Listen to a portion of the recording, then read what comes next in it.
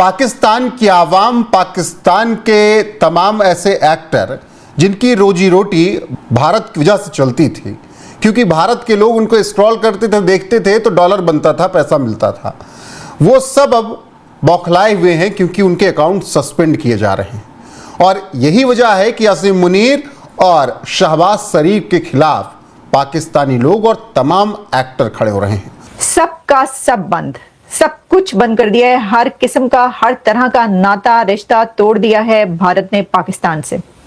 पानी पहले बंद कर दिया गया, फिर उसके बाद जो जो स्टेप्स लिए गए, और यूट्यूब चैनल्स और अब जो आर्टिस्ट हैं उनका भी आना जाना बंद।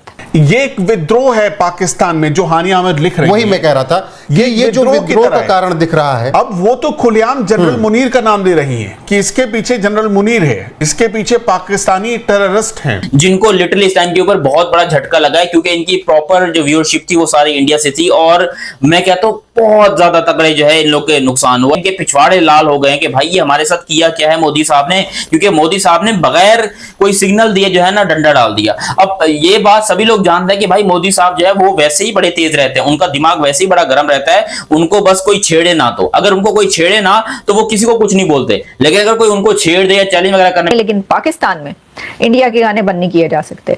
वहां पर जो ये जंग की तैयारियां हो रही हैं वो भी, उसके ऊपर भी गाने चल रहे हैं, तेरी मिट्टी में मिल जावा गुल बन के खिल जावा। अब आपको पता है, पता ही नहीं लोगों को कि ये गाना कहाँ का है। पाइन ये गाना आपकी तरफ का नहीं है, ये आपके पड़ोस का गीत है। इतने ब्यूटीफुल, इतने खूबसूरत धुन जो सभी गुनगुनाना शुरू कर देते हैं और कहते हैं वाह भाई वाह, और अपनी जंग लड़नी है जिनसे, उन्हीं के गानों पर तैयारी हो रही है जंग लड़ने की। मैं कहती हूँ क्या ही बात है दोस्तों, सारी हवा निकल गई है इनकी। ये जो जज्बे, जो बड़ा बोलते हैं ना, बड़ा जज्बा है, चीखें निकल रही हैं। अभी तो सिर्फ डिजिटल स्ट्राइक किया मोदी जी ने, पानी बंद किया है, अभी तो बहुत कुछ करना है। अभी से इनकी चीखें निकलनी शुरू हो गई है। ये सोच रहे थे कि बस भारतीय बैठे हुए हैं, पागल हैं, वो तो आगे करते जाएंगे और कमाते जाएंगे। ये मोदी जी ने ऐसा बंद किया है कि हालत, अभी अपने सच्चाई बोलने लग गए हैं। अब देख लीजिए, ये हानिया आमिर कोई वहाँ की स्टार होगी, मुझे नहीं पता है। ये कह रही है कि सब करवाया मुनीर ने था, यहाँ पे टेररिस्ट पालते हैं। देखो अब मुंह से सच्चाई निकलने लग गई इनकी, जैसे पेट पे लात पड़ी है। तो आप सोचिए क्या हाल होने वाला है इनका, किस तरह सच बोलने लग गए हैं। और ये वही लोग थे ना जो भारत के खिलाफ बोलते थे, अब इनको पता लगा है कि भारत क्या चीज़ है। और ये देख के बड़ा अच्छा लगता है दोस्तों, इनको रोते हुए देख के खास तौर से। तो कमेंट्स कीजिएगा, वीडियो को लाइक और चैनल को सब्सक्राइब जरूर कीजिएगा। Thank you. पाकिस्तान की आवाम, पाकिस्तान के तमाम ऐसे एक्टर जिनकी रोजी रोटी भारत की वजह से चलती थी, क्योंकि भारत के लोग उनको स्क्रॉल करते थे, देखते थे तो डॉलर बनता था, पैसा मिलता था, वो सब अब बौखलाए हुए हैं क्योंकि उनके अकाउंट सस्पेंड किए जा रहे हैं। और यही वजह है कि असीम मुनीर और शहबाज शरीफ के खिलाफ पाकिस्तानी लोग और तमाम एक्टर खड़े हो रहे हैं। और उसमें सबसे आगे हानिया आमिर हैं। हानिया आमिर ने भी विद्रोह कर दिया है। हानिया आमिर इसके बाद कहती हैं कि I respectfully request the prime minister of India, यानी नरेंद्र मोदी से वो रिक्वेस्ट कर रही हैं, हम पाकिस्तान के आम लोग हैं, हमने इंडिया के साथ कुछ भी गलत नहीं किया है। ये पाकिस्तानी आर्मी और इस्लामिक टेररिस्ट हैं जो इन सब के पीछे, यानी पहलगाम टेररिस्ट अटैक के पीछे हैं। पहलगाम टेररिस्ट अटैक के पीछे कौन लोग हैं वो खुद बता रही हैं, the Pakistani army and Islamic terrorist. इसलिए हमें क्यों इसकी सजा दी जा रही है?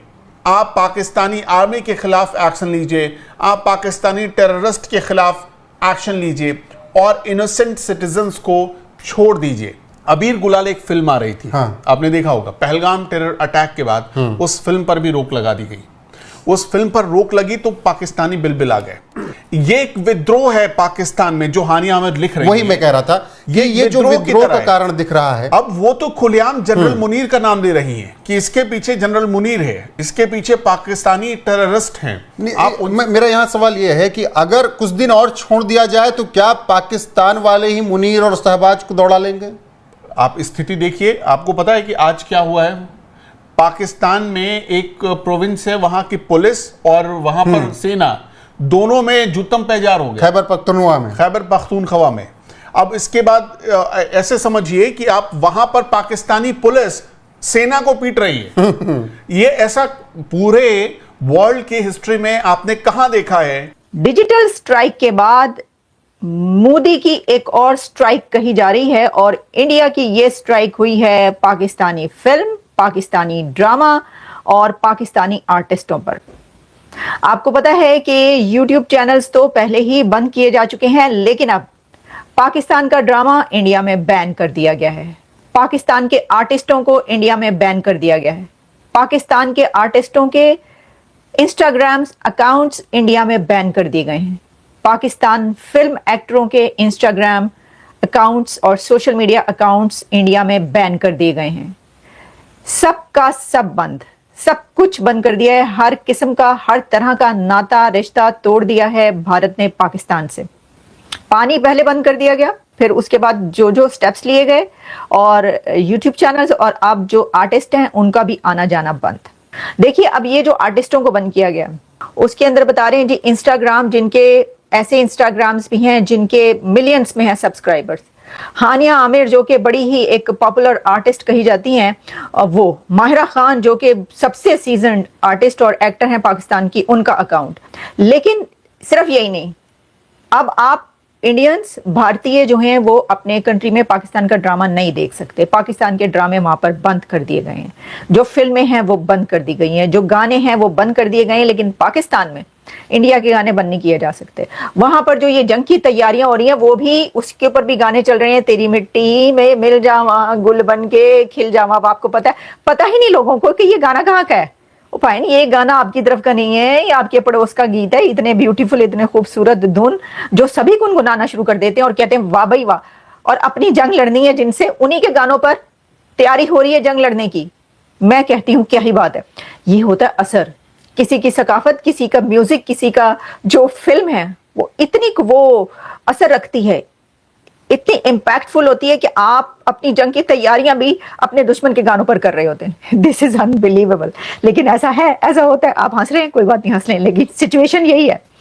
यार ये हो क्या रहा है? मतलब पाकिस्तान की यूट्यूब इंडस्ट्री इस टाइम के ऊपर हिल गई है। और जो मैं आपको बताऊं, देखो पाकिस्तान में जिन चैनल्स को बैन किया गया, अगर उनके आप सब्सक्राइबर्स को काउंट करेंगे तो ऑलमोस्ट लाइक आई थिंक कोई 97 या 96 मिलियन, कुछ आज एक रिपोर्ट में देख रहा था उसके अंदर बताया जा रहा है कि 96 मिलियन उनकी कंबाइंड जो है वो सब्सक्रिप्शन थी जिनको बैन कर दिया गया है, जो कि अब आपको नजर नहीं आएंगे इंडिया में। उनको इंडिया के अंदर बैन कर दिया गया ये पाकिस्तानी यूट्यूबर्स को। देखो इंडिया नहीं देख रहा, मैं आपको पहले बता दूं, वो इस टाइम के ऊपर शदीद गुस्से में है इंडिया वाले। और बहुत सारे भाई लोग का गुस्सा जायज भी है। भाई मेरे कमेंट सेक्शन में आकर लोग मुझे भी बोलते हैं कि तू भी बैन होगा। मैं कहता हूं भाई बैन जब हो जाऊंगा तो हो जाऊंगा, लेकिन अभी क्योंकि मेरे ऊपर रहम किया हुआ है मोदी साहब ने, तो उनके देखो उनकी मेहरबानी, अगर अभी तक बैन नहीं हुआ हूं तो मुझे भी शायद ऐसा लगता है कि मैं भी नहीं बचूंगा। क्योंकि जो लोग पाकिस्तान में ये कहते हैं, आप देखो शाहिद अफरीदी है, एजाज बाकरी है, BBN है, सना अमजद है, श्वेत चौधरी है, रफ्तार है, बहुत सारे ऐसे यूट्यूब चैनल्स हैं जिनको लिटरली इस टाइम के ऊपर बहुत बड़ा झटका लगा है। क्योंकि इनकी प्रॉपर जो व्यूअरशिप थी वो सारी इंडिया से थी और मैं कहता हूं बहुत ज्यादा तगड़े जो है इन लोग के नुकसान हुआ। इनके पिछवाड़े लाल हो गए कि भाई ये हमारे साथ किया क्या है मोदी साहब ने। क्योंकि मोदी साहब ने बगैर कोई सिग्नल दिए जो है ना डंडा डाल दिया। अब ये बात सभी लोग जानते हैं कि भाई मोदी साहब जो है वो वैसे ही बड़े तेज रहते हैं, उनका दिमाग वैसे ही बड़ा गर्म रहता है। उनको बस कोई छेड़े ना, तो अगर उनको कोई छेड़े ना तो वो किसी को कुछ नहीं बोलते, लेकिन अगर कोई उनको छेड़ दे या चैलेंज वगैरह